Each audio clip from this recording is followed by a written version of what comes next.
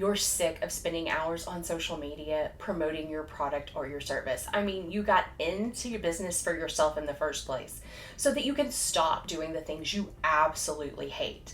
But let's face it, since you started your business, it feels like you're putting in more hours doing stuff you hate than you even did in your 9 to 5, and you gave up your benefits. What's the point of being an entrepreneur if it leaves you feeling drained at the end of every single day? Today, I'm going to show you how you can use your website to start bringing in passive sales so you can spend less time promoting and more time doing the things you actually love to do. And be sure you stick around to the end because I'm giving you the juicy secrets people don't want you to know about how to actually drive passive sales with your website.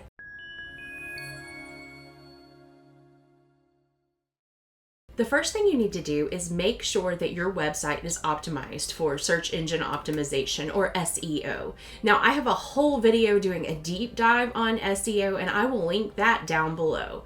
But here are a few quick tips to get you started. First of all, make sure every single page on your website has a targeted keyword. Whether it's a blog post, a landing page, an about me page, etc., you want to have a targeted keyword there. That is the word that someone would be searching Google for if they were to find that page on the internet. Second of all, you want to make sure that all of the content on your website is at least human edited and easy to read and understand. With the rise in AI, there is a lot of really terrible content all over the place, and Google is really cracking down on that. Now, if you want to use AI to write your blog post, that is totally fine, but make sure a set of human eyes goes over it and edits it before it gets published. You also want to make sure your website is well organized for easy navigation, meaning that Google is going to understand exactly how it works. You don't just have a ton of unrelated blog posts thrown up on your blog. Everything is organized into categories and has the appropriate tag assigned to it. This will make things easier for you down the road too when you're trying to interlink articles. All of the images on your website should also have alternative text.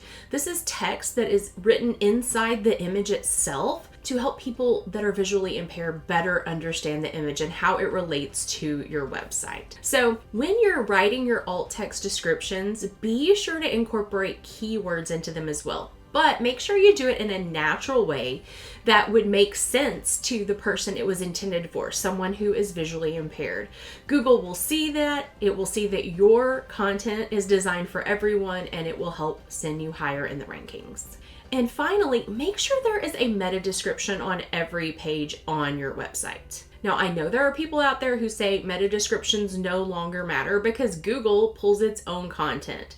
And it is true when it comes to designing exactly what appears on Google, you have no say in the matter. But by writing a good meta description, it helps Google better understand your article and helps them better understand who to send it to. The next thing you want to focus on is user experience. You want to make sure that anyone who finds your website online can easily navigate it and find exactly what they're looking for. Google has placed a huge emphasis on user experience over the last year, and it's more important than it ever has been before. So let's talk about a few ways that you can make sure that users have a good experience on your website. First of all, it needs to be easy to navigate. Your navigation bar should be simple. It should have no more than 5 to 6 items on it.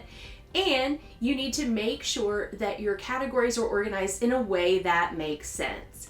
You don't want a blog that is just filled with tons of articles about anything you want to write about. Everything should be directed around the topic of your website.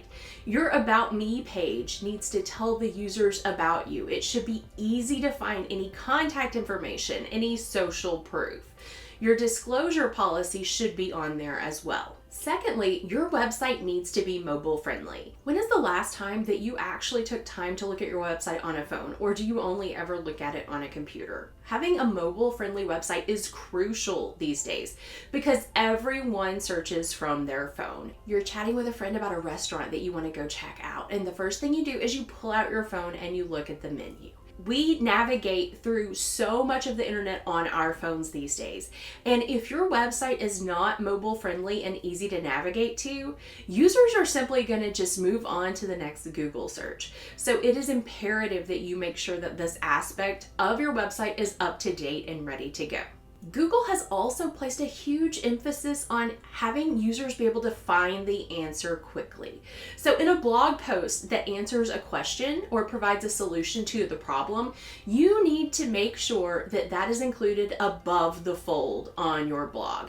That means that the answer to that question is visible as soon as they click onto the article. They don't have to scroll at all to find the answer. Now, old school blogging practices would bury the answer somewhere in the article to make them read the whole thing. But I've got news for you. People don't read anymore. They want the answer and they want it now. We live in an instant gratification society, and Google knows this. And Google will not rank you if you're burying the lead to your blog somewhere down into the text. You want the answers to those questions to be up front. And then finally, your website needs to be set up with conversion-based copy that leads to call to action buttons. That is the way you make passive sales.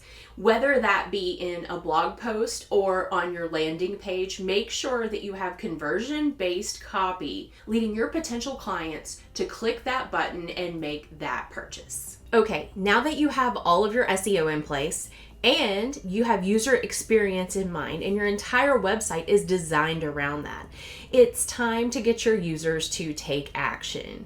You're going to want to get them on your email list, because at the end of the day, even if you lose your entire blog for some reason, you still have your email list. If your social media channels get shut down, you still have your email list. This is so important that I filmed an entire video just on your email list, and I'll link that down in the description below as well. So on your homepage, you're going to want to have a call to action button to get people on your email list. This could be as simple as a join my email list button, or one that would convert even higher is some sort of digital download or freebie that people can sign up for and get on your email list that way. Having a freebie attached is more likely to get them to click. But keep in mind, you don't need 10,000 freebies. One good freebie is all you need to get people on your email list. Now let's get to my final point, which is my favorite way to get people to your website and for you to make passive sales. And that is through your blog. If your website does not have a blog, you need to get one started. Blogs are very important if you want to rank on Google. If you think about it, when someone goes to Google because they have a problem that they need a solution to, they do a search query. This search query takes them to a website that might have the answer to their problem. It might give them the service they need. It might recommend the product that they need. That is a blog. Blogs are no longer the Dear Diary posts that we once equated them with. Blogs today offer helpful solutions to problems or answers to questions. And if your product or service will solve the problem of the user, then they are primed and ready to buy. When people find you because they've been searching on Google, they are the warmest lead you will ever have. They are ready to purchase because they are already actively looking for a solution to a problem. You don't have to spend time convincing them that they have a problem in the first place, like you do a cold audience on social media. They are primed and ready to buy. Your task is to get them to purchase your product or your service. So you can do this in several ways. If you have a product-based business, you can talk all about the product. You can optimize the product description with keywords to get found on Google. You can also write a blog post explaining your product and how it works. If you have a service-based business, then you can write about typical problems people have around the services you offer. Problems that they have, get them to seek help in solving those problems. As you write those articles, you can then link them to your services so that they can hire you to fix their problem. So for example, you're a social media manager. You know that there are people out there who hate being on social media. They absolutely hate creating content. They hate engaging with customers, but they know that it is something they need to do to grow their business. So they get on the internet and they search for easy hacks to engage with clients on social media. or easy ways to make social media go faster. Well, you could write articles around those things and give them genuine tips that can help them. Then you can also tie in, these tips are really great and they will really help you, but if they are still overwhelming or you just don't have the time, you can hire an agency to help you. Have that link directly to your agency so that you can help them with social media management. And that is how you use your blog to bring in passive sales to your website. At the end of the day, you don't need to spend hours on social media because your website can do all of the promotion work for you. I don't know about you, but I'm all about working smarter, not harder. So now I want to ask you, does your website bring in passive sales? If it does, share your success story in the comments below. And if you really want to learn more about how to get a blog on your website to start bringing in those passive sales for you, make sure you watch this video. And until next time, peace out.